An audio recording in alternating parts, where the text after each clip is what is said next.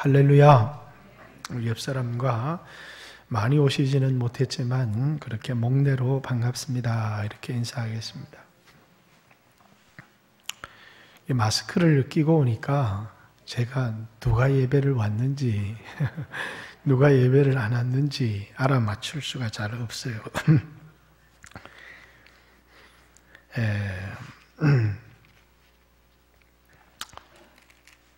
이 자연재앙이 하나님의 진노다라면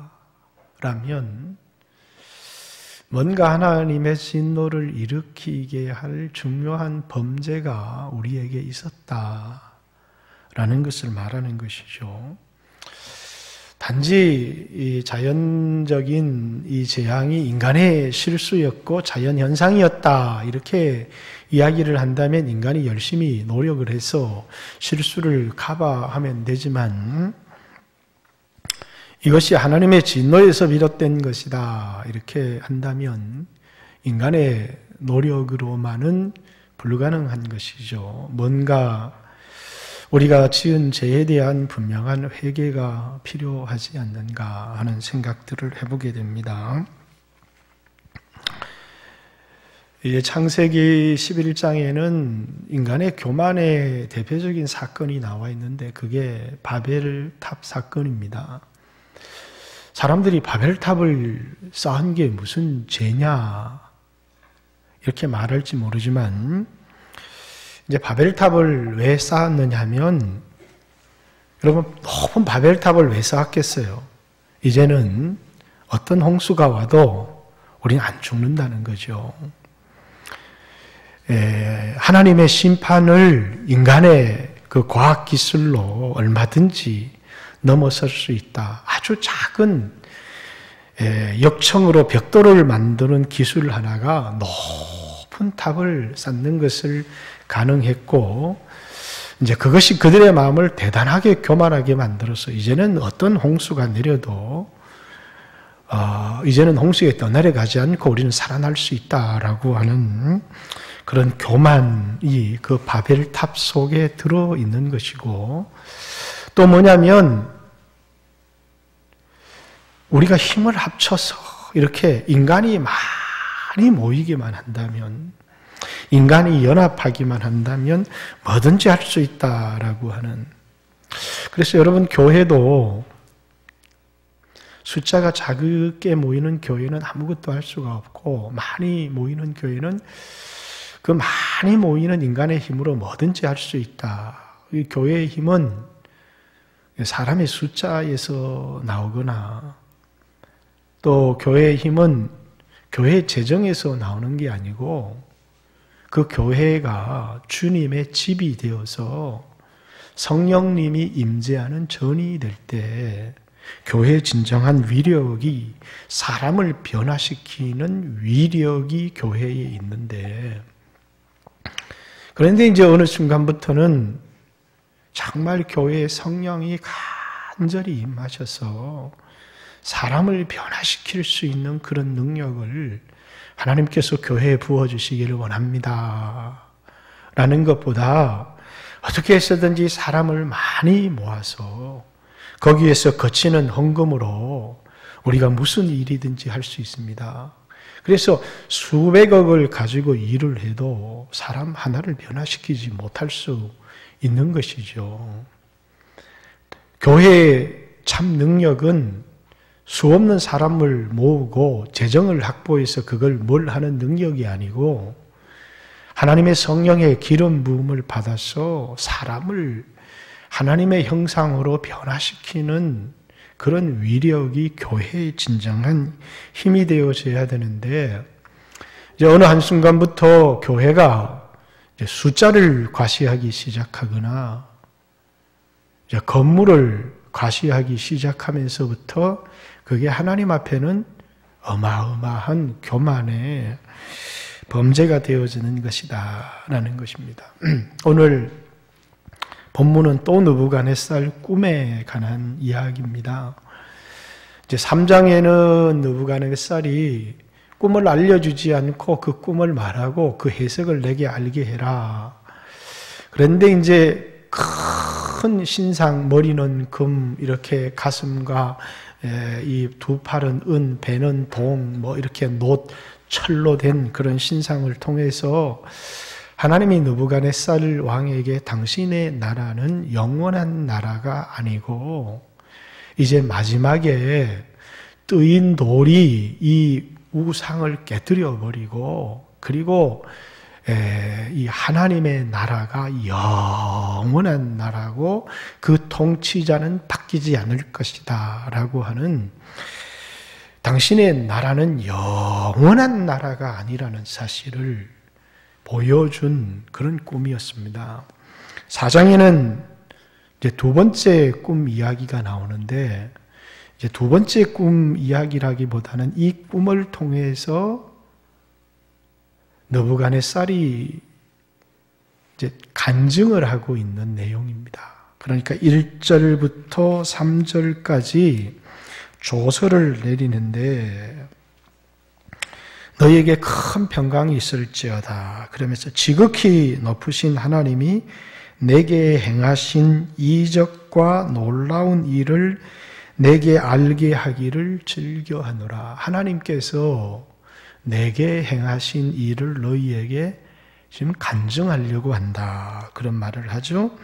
참으로 크도다 그의 이적이요 참으로 능하도다 그의 놀라운 일이요 그의 나라. 이제 3장에 간증했던 겁니다. 그의 나라는 이 바벨론 인간 나라와는 다르게 영원한 나라요. 그의 통치는 대대에 이르리로다.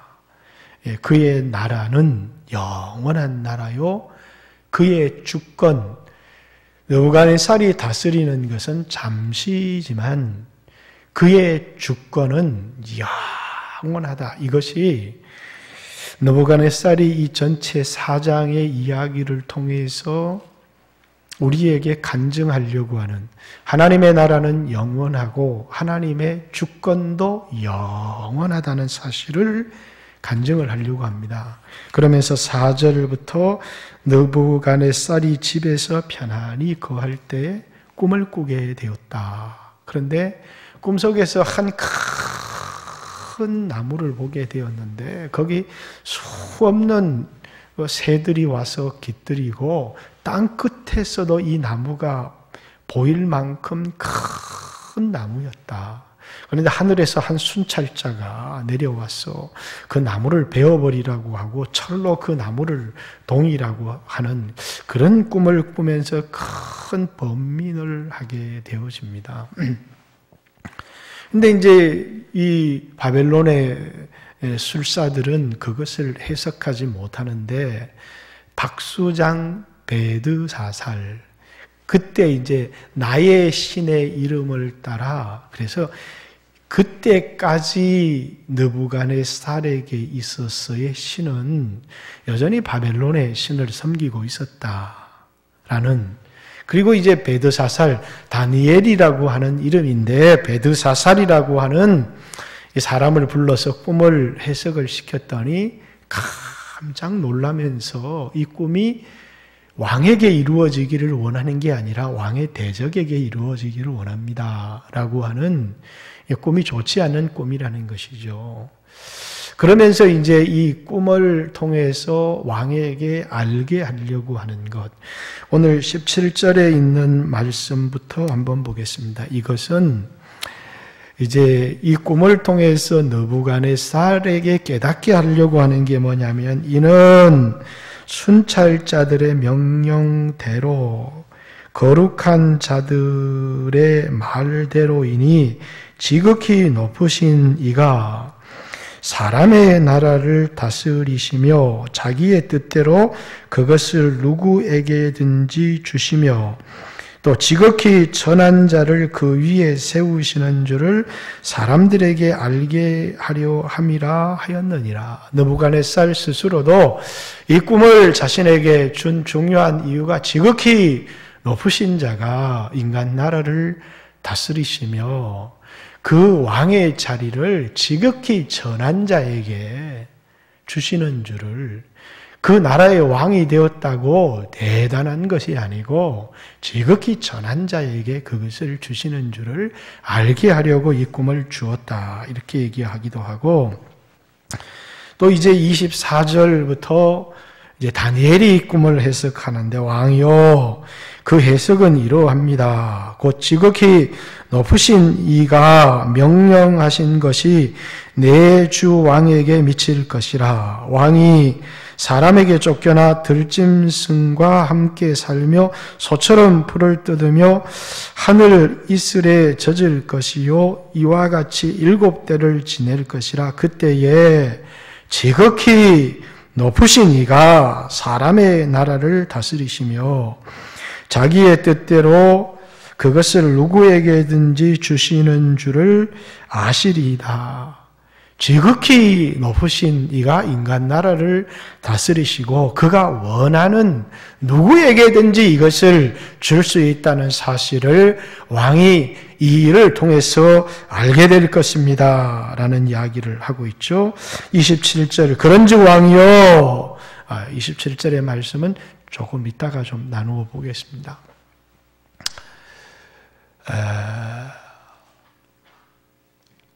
인간에게 가장 큰 원죄는 교만이라고 하는 겁니다. 그죠? 그 교만이라고 하는 것은 딴 것이 아니고 자신이 자신의 힘으로 뭔가를 했다는 자기 자신이 하나님의 자리에 앉는 것입니다. 그래서 교만은 이런 느부갓네살 왕이나 이제 다윗 왕도 자기가 세운 어마어마한 나라를 보고 말년에 군대를 개수해라 이렇게 했다가 하나님의 큰 진노를 당한 일이 있듯이 그 이룬 업적을 보면서 지극히 높으신 하나님이 이루신 것을 가지고 내가 이렇게 여기 오늘 앞부분에 4장에 몇 절부터 나와 있죠? 9절부터입니까? 28절부터 이 모든 일이 다 나 느부갓네살 왕에게 임하였느니라.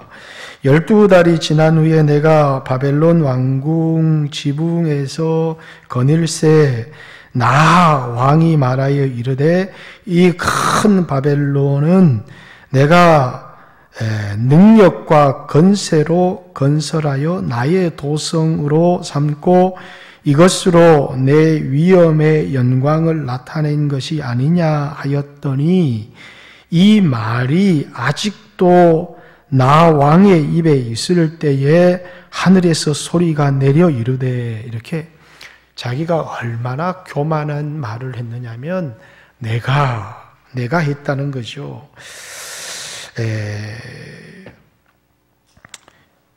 이 큰 바벨론 성을 이제 내 능력과 내 건세로 건설하여 나의 도성을 삼았다. 이렇게 이 말이 그의 입에 아직 있을 때에 하나님께서 즉각적으로 이제 심판하시는 내용의 얘기가 나옵니다.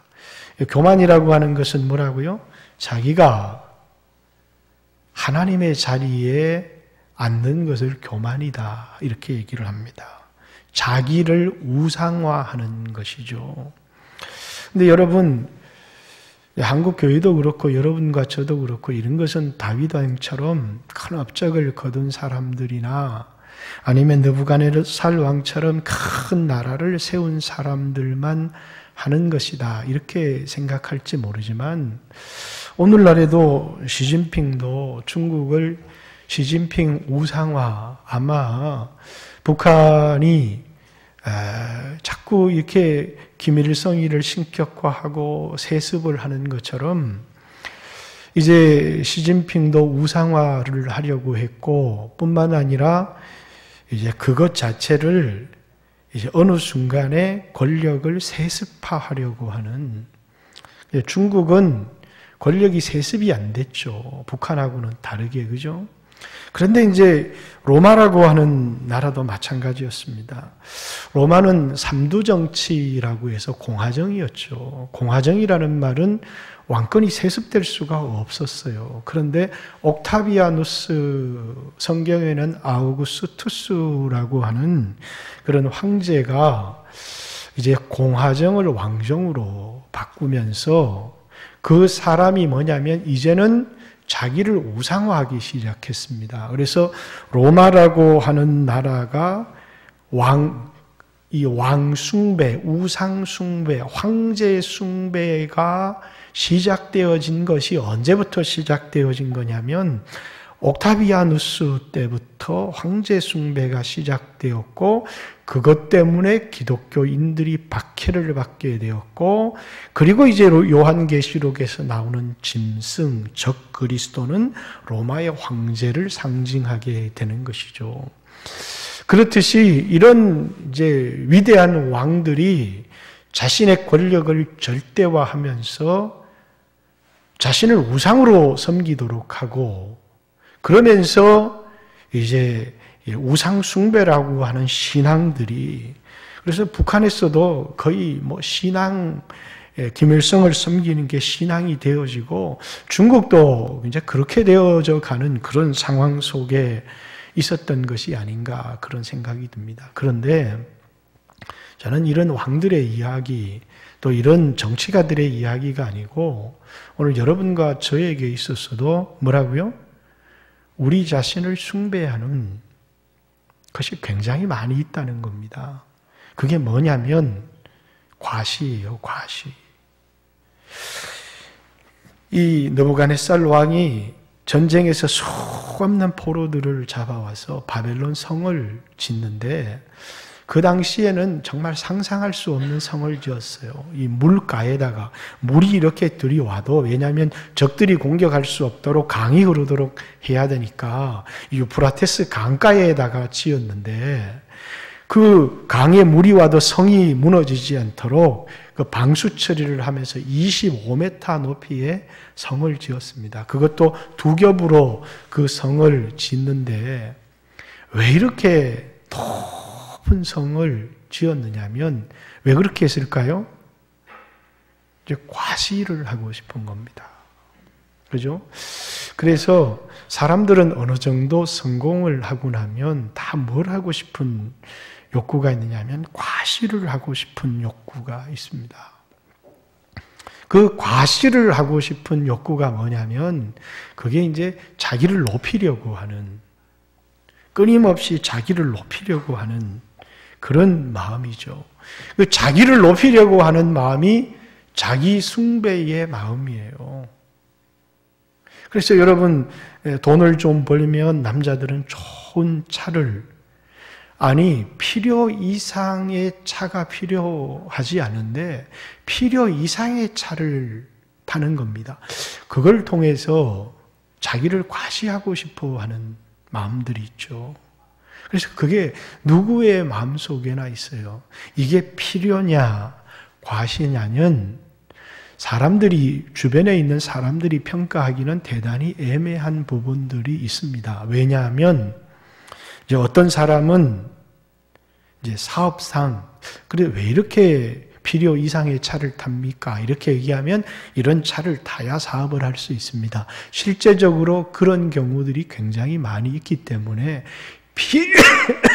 필요에 의해서 타는 차, 필요에 의해서 입는 옷, 아무런 문제가 되지 않습니다. 아무리 좋은 차를 타든지 아무리 넓은 집에 살든지 문제가 되지 않는데 좋은 집에 사는 것, 또 좋은 차를 타는 것, 좋은 옷을 입는 것 자체가 필요에 의한 거라면 아무런 문제가 되지를 않아요. 그건 자기 숭배가 아닙니다. 왜?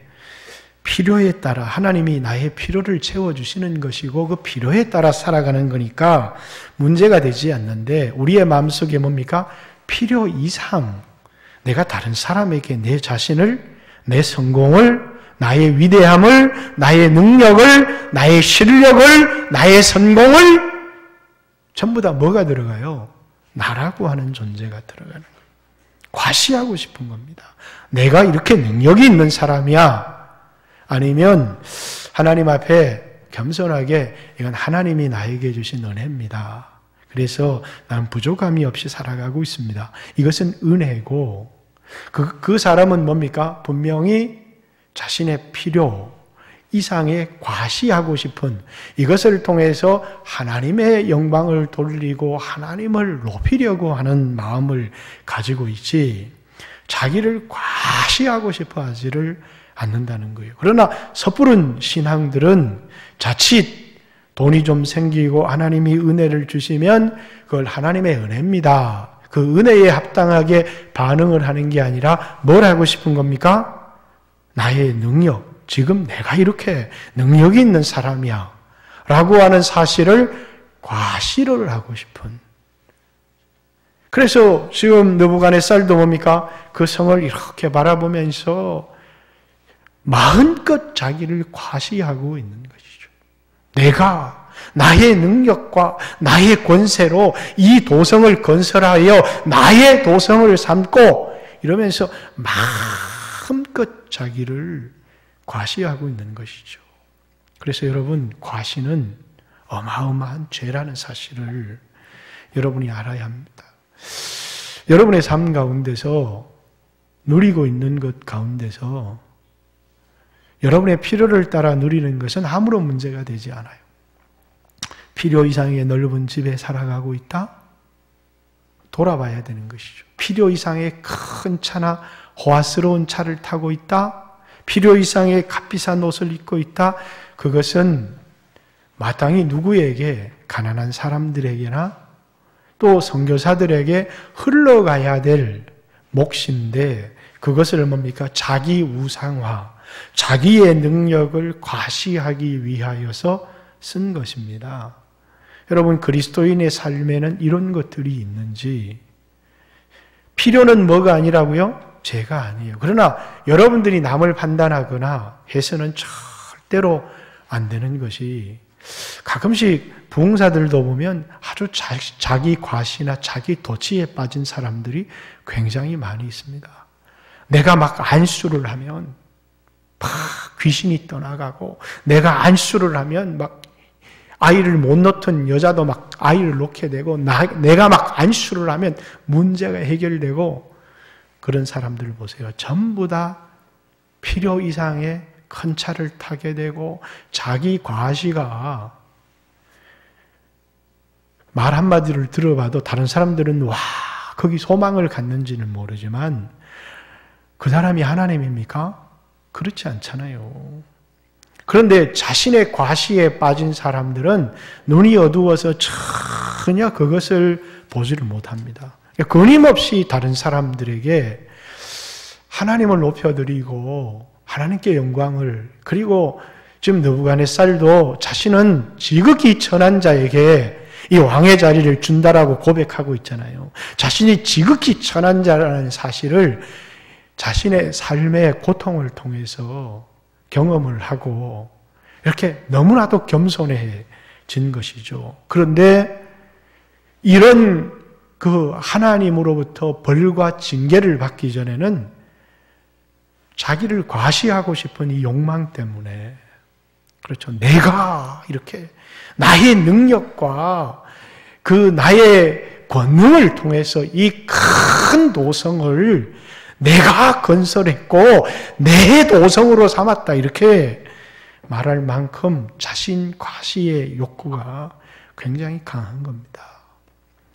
한국의 교회도 그렇고 한국의 수없는 크리스찬들도 그렇고 그렇습니다. 우리는 정말 하나님의 은혜로 여기까지 왔는데 어느 순간에 굉장히 과시하고 싶은, 제가 선교팀을 데리고 1년에 2번씩 선교를 다니면서 선교를 하고 와서 여기 간증을 내라 이렇게 얘기를 하면 이곳에서 우리가 이런 일을 막 했다고 이렇게 간증하는 경우들이 간혹 있습니다. 그 간증을 들으면 섬뜩하지요. 왜요? 하나님이 하신 거거든요. 이 간증을 통해서 아마 마음 깊숙한 곳에 내가 조금이라도 나의 부족한 어떤 헌신을 통해서 하나님의 영광을 받았으면 좋겠다. 그리고 이제 말을 통해서도 하나님이 영광을 받았으면 좋겠다. 그래서 모든 자신의 간증 속에서 하나님을 나타내려고 해야 되는데, 내가 이런 일을 했고 내가 이런 봉사를 했고, 그런데 그건 사람이 듣고 있는 게 아니거든요.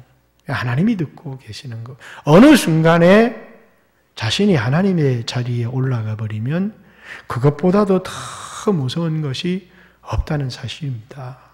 그래서 오늘 여러분과 저도 우리의 삶을 이렇게 돌아볼 때, 여러분이 풍요로운 삶을 누려도 좋고요, 넓은 집에 좋은 차를 타도 아무런 문제가 되지 않습니다. 그러나 여러분 스스로가 꼭 점검해 봐야 될 것, 이것이 나에게 필요한 것인가?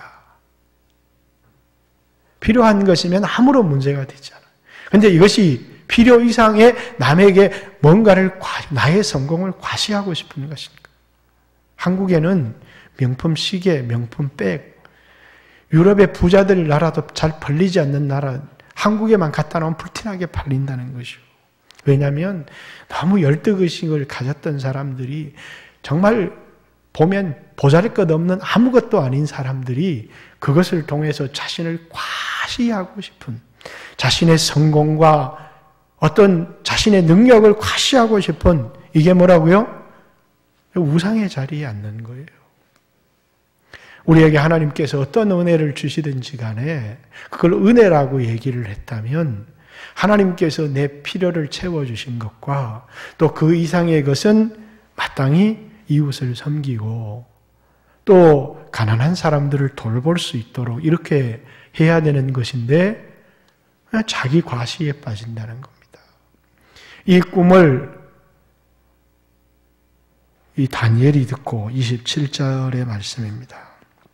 그런즉 왕이여, 내가 아뢰는 것을 받으시고 공의를 행함으로 죄를 사하시고 가난한 자를 긍휼히 여김으로 죄악을 사하소서. 그리하시면 왕의 평안함이 혹시 장구하리이다 하니라. 이제 다니엘이 느부갓네살의 꿈을 듣고, 그 꿈은 뭡니까? 하늘의 하나님께서 느부갓네살에게 주시는 말씀이거든요. 그죠? 뭐라고 말씀하는 겁니까? 겸손하라고. 지금 하늘의 하나님께서 이 바벨론 왕의 자리는 아무에게나 줄 수 있는 거라고, 지극히 높으신 하나님께서 인간 나라를 다스리고 통치하고 계시다는 사실을 알으라고 3장의 꿈도 주신 것이고 4장의 경고도 꿈을 통하여 주신 것이거든요. 여러분과 저에게도 하나님께서 꿈을 통해서 말씀해 주시는 것입니다. 꼭 이런 꿈이 아니더라도 설교를 통해서 우리에게 경고해 주시는 것이죠. 그러면 느부갓네살은 공의를 행하고 또 가난한 자들을 긍휼히 여기는, 그래서 그 하늘에 자기 위에 하나님을 바라보는 사람이 있다면 공의를 행했을 것이고, 가난한 자들에게 그 긍휼을 베푸심을 통해서 회개의 기회로 삼고 하나님께로 돌아갔을 텐데, 가난한 자들의 것을 약탈하면서 그들을 바벨론 성을 건설하는 그런 강제 노역에 동원을 하면서, 그러면서 자신을 마음껏 가시하고 있는, 그래서 교만해지면 이런 생각이 들어요. 나는 저런 인간과는 달라. 그래서 가난한 사람이 배고픈 거는 내 마음에 와닿지가 않아요. 짐승 같은 인간이 배고프다 죽을 수도 있는 거지 뭐. 나는 배고프면 안 되고, 나는 병들면 안 되고, 나는 비참하면 안 되고, 왜? 나는 저런 인간들과는 다르기 때문이라고 생각하는 거죠. 자신의 능력이 다르고 자신의 종기가 다르다고 생각하는, 우리는 다 똑같은 것입니다. 우리가 남들보다 좀 더 똑똑하다면 하나님이 나에게 지혜를 주신 것이고, 내가 남들보다 좀 더 평안하게 부요하게 살아간다면 하나님이 나에게 은혜를 주신 것이고, 그리고 그 은혜를 누리면서 내가 다른 가난한 사람들을 보고 긍휼히 여기고 그 은혜를 흘려보내는 것이 이 은혜를 나에게 주신 하나님에 대한 마땅한 반응이어야 되는데 그렇게 하지를 못한다는 거예요. 여러분들도 이 설교를 들으면서 우리 자신을 비추어 보고 돌아보고 어떻게 해야 됩니까?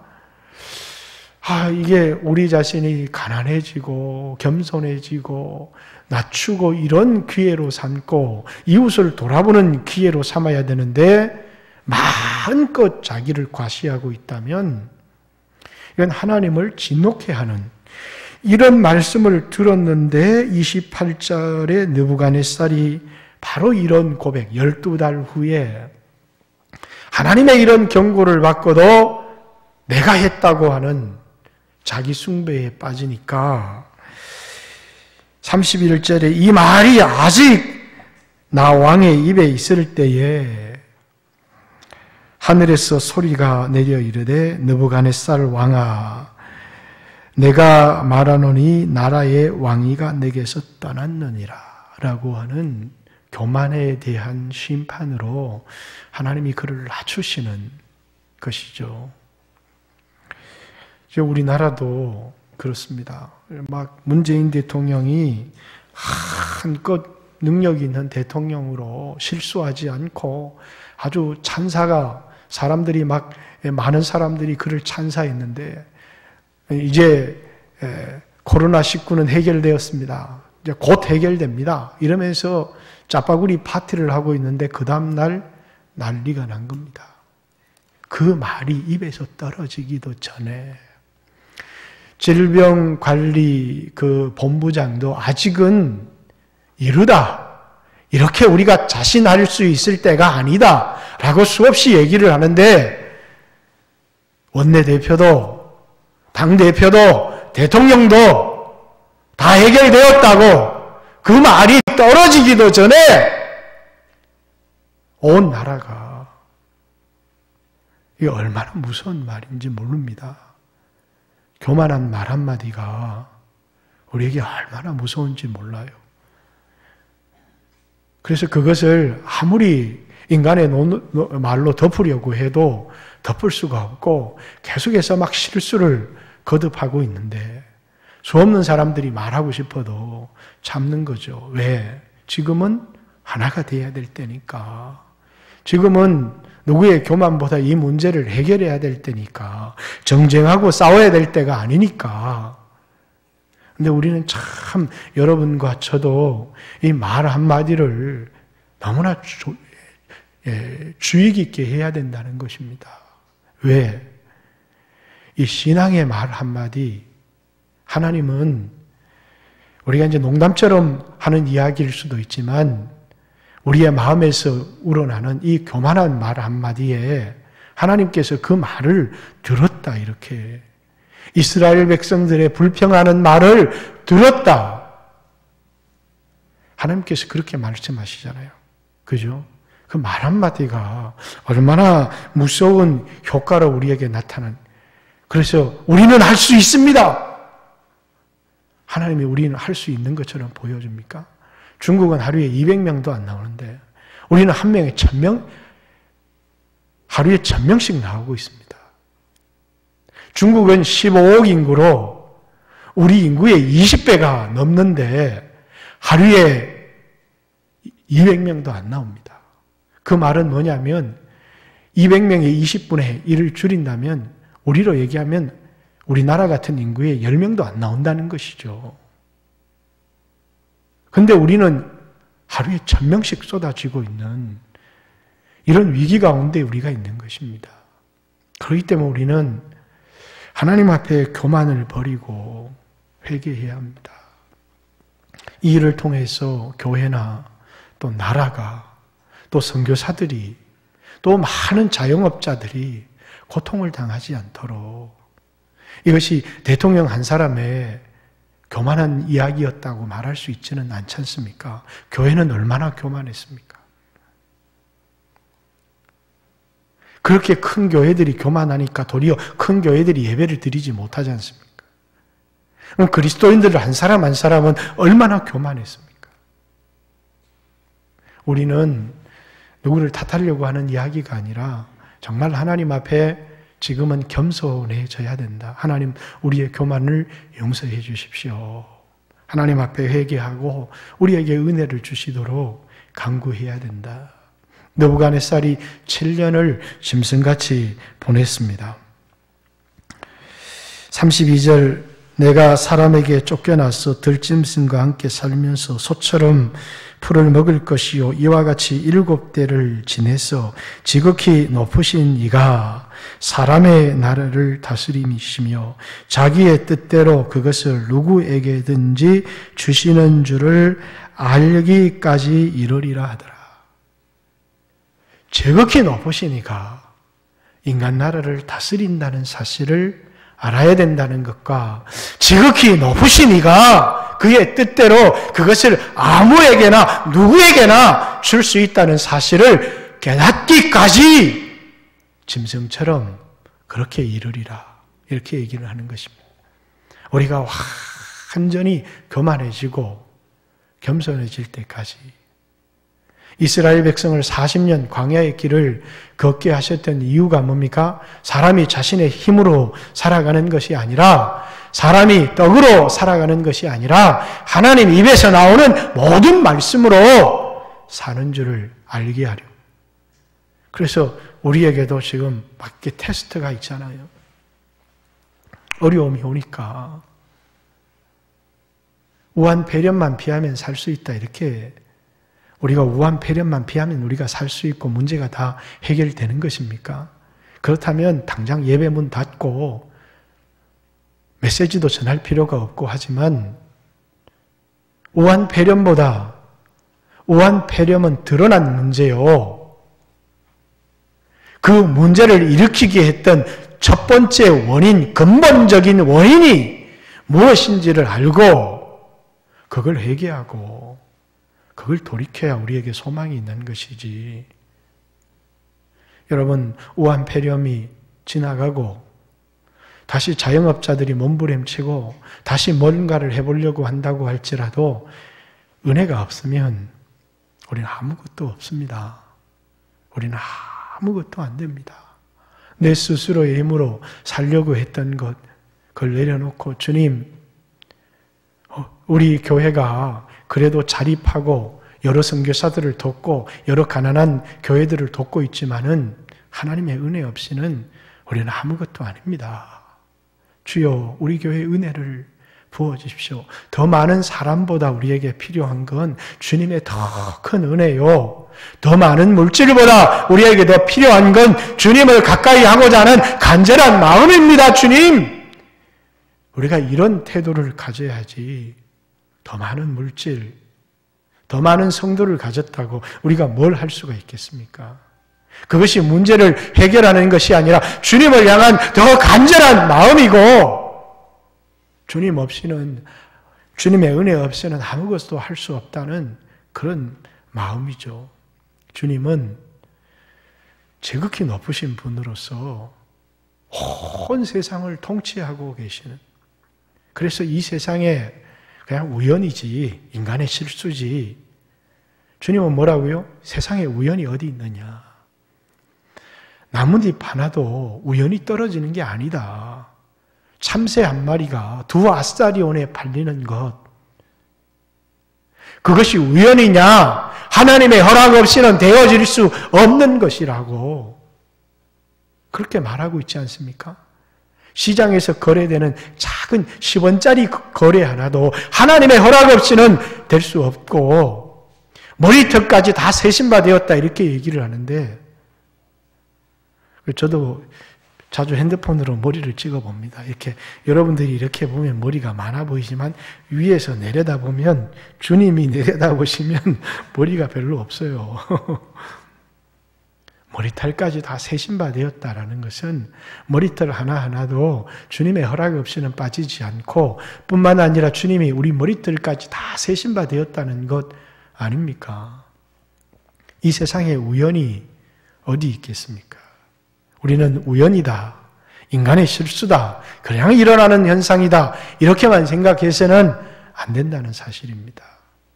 그래서 여러분과 제가 다시 한번 돌아봤으면 좋겠고, 여기 33절 말씀부터 바로 그때에 이 일이 나 느부갓네살에게 응함으로 내가 사람에게 쫓겨나서 소처럼 불을 뜯으며 이렇게 7년을 짐승처럼 보냈다. 34절 그 기한이 참에 나 느부갓네살이 하늘을 우러러 보았더니, 참 중요한 게 어떤 문제 가운데, 짐승 같은 삶 가운데, 고난 가운데 형편을 바라보고 염려하고 근심하고 걱정하는 게 아니라 하늘을 한번 우러러보는 것입니다. 하늘을 우러러보며 지존자를 생각하고 하나님의 뜻을 생각하면서부터 문제가 해결되기 시작하는 거예요. 우리는 끊임없이 문제만 바라보고 어떡하지? 신앙은 주님을 바라보는 것입니다. 풍랑을 바라보면서 두려워했지만 주님을 바라보았다면, 그래서 주님이 왜 의심하였느냐? 풍랑을 보고 의심하고 두려워하고. 그래서 시선이라고 하는 찬양도 있잖아요. 내게로부터 눈을 들어 내 자신을 바라보고 환경을 바라보든 주를 바라보기 시작할 때 내게로부터 눈을 들어 뭡니까? 주를 바라보기 시작할 때 그때부터 변화가 일어나기 시작하는 겁니다. 사랑하는 성도 여러분, 여러분의 환경이 어떻든 여러분의 형편이 어떻든 그 순간에 인간의 실수, 나의 연약함, 절망하고 원망하고 내 주님을 바라보는 것, 참 그때 기도하기 힘들고 주님을 바라보기가 힘이 들어요. 이제 제가 이틀에 한 번씩 채연이한테 전화를 합니다. 기도가 잘 되니? 헤헤, 기도가 잘 안 돼요. 그래, 기도하기가 힘들어. 그런데 찬양해라. 주님을 바라보고 찬양해라. 목사님도 정말 힘들 때 하나님 고쳐주세요라고 말하기도 그렇고 주님을 바라보면서 찬양했다. 주님을 사랑한다고 고백하고 주님을 찬양해라. 주님을 찬양하면 주님 저를 고쳐주세요. 제 형편을 아시죠? 이렇게 아무리 기도해도 주님이 내 기도를 들어주실 것 같지 않은데 주님을 찬양하면 말할 수 없는 평강이 내 마음속에 찾아오기 시작해요. 주님을 찬양할 때 주님이 내 찬양을 받으신다. 그때 어려움을 이겨낼 수 있는 힘이 생겨나고 두려움을 이겨낼 수 있는 힘이 생겨나고 내 앞에 곧 좋은 일이 일어날 것 같은 소망이 막 마음속에 솟아나는 것은 내가 아무리 둘러보고 내 형편을 바라봐도 무슨 기적이 일어나겠습니까? 무슨 소망이 있겠어요? 그러나 주님을 바라볼 때 좋은 일이 일어날 것 같은 소망이 생기고 막 기대가 솟고 그리고 어디에 바라봐도 힘이 생기거나 소망이 생기지 않는데 주님을 바라보면 거기에 마음에 소망이 생기고 힘이 생기고 박차고 일어설 용기가 생기고 기한이 차고 그냥 짐승처럼 살다가 하늘을 우러러본 것입니다. 총명이 다시 내게로 돌아온지라.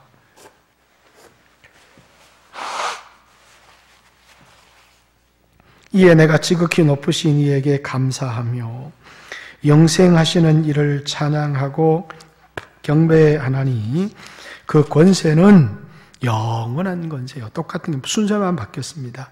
그 나라는 대대, 그 나라가 영원하고 그 권세가 대대에 이르리로다. 하나는 뭡니까? 하나님의 나라는 3장에 보이 영원한 나라요. 그 주권은 영원한 주권을 가지신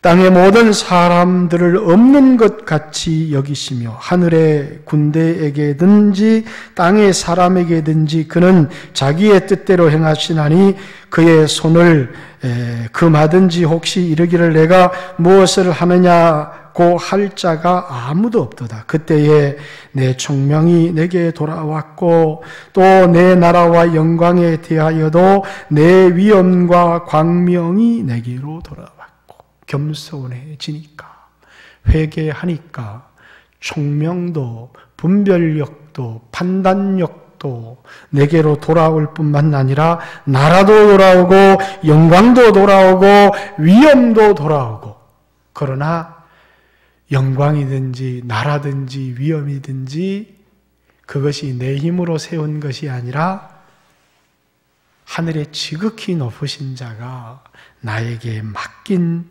나라요, 영광요, 권세, 위엄이라는 사실을 알죠. 또 나의 모사들과 간원들이 내게 찾아오니 내가 내 나라에서 다시 세움을 받고 또 지극한 위세가 내게 더하였느니라. 그러므로 이제는 반응이 다릅니다. 지금 나 느부갓네살은 하늘의 왕을 찬양하며 이전에는 자기를 찬양했는데 자기를 과시했는데 겸손해지고 그분을 알고 회개하니까 이전보다 더 큰 위세와 영광이 그에게 돌아왔지만 이제 그는 자기를 과시하거나 자기를 찬양하는 사람이 아니라 하늘의 왕을 찬양하며 칭송하며 경배하노니 그의 일이 다 진실하고 그의 행하심이 의로우심으로 교만하게 행하는 자를 그가 능히 낮추심이라.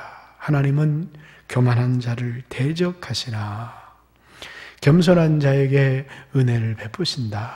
이렇게 이야기를 했습니다. 오늘 이야기를 한 것은 나라 이야기도 했지만 우리 자신의 이야기입니다. 내가 분수에 넘치는 우리 교인들은 분수에 넘치는 삶을 살아갈 만한 사람도 없지만 제가 봤을 때는 가난하다고 자기를 과시하려고 하는 마음이 없는 것은 아닙니다. 하나님 앞에 겸손하게 오늘 나의 나 된 것은 하나님의 은혜로 된 것입니다. 바울은 큰 일을 했습니다. 그러니까 바울이 스타가 됐습니다. 바울이 내 능력으로 했다. 이렇게 말할 수 있지만 나의 나 된 것은 하나님의 은혜로 된 것이다. 내가 지극히 작은 사도로 다른 사도들보다 더 많은 수고를 했다. 그러나 그것은 내가 아니요. 나와 함께 하신 하나님의 은혜로다. 내게 주신 주님의 은혜입니다. 자신의 업적을 내가 한 것이 아니고 내게 주신 주님의 은혜입니다. 이렇게 고백하지 않습니까? 오늘 우리는 은혜를 망각해버리지 않았습니까? 우리에게 주셨던 은혜를 망각하고 교만해지고 과시하고 한번 은혜를 거두시면 우리는 아무것도 아니라는. 그래서 하나님이 한번 낮추어 주셔서 거기서 하나님이 한번 낮추실 때 넌 끝났어. 그걸로 낮추시는 게 아니에요. 겸손해지라고 하나님께 돌아오라고. 그래서 여러분들이 경제적이든 건강이든 가정의 문제든 여러분이 낮아지거든 여러분이 바싹 하나님의 엎드려서 겸손해지면 2배 높아집니다. 이게 하나님의 원리입니다. 여러분들이 낮아질 때 절망하지 마십시오. 병들어도 절망하지 마십시오.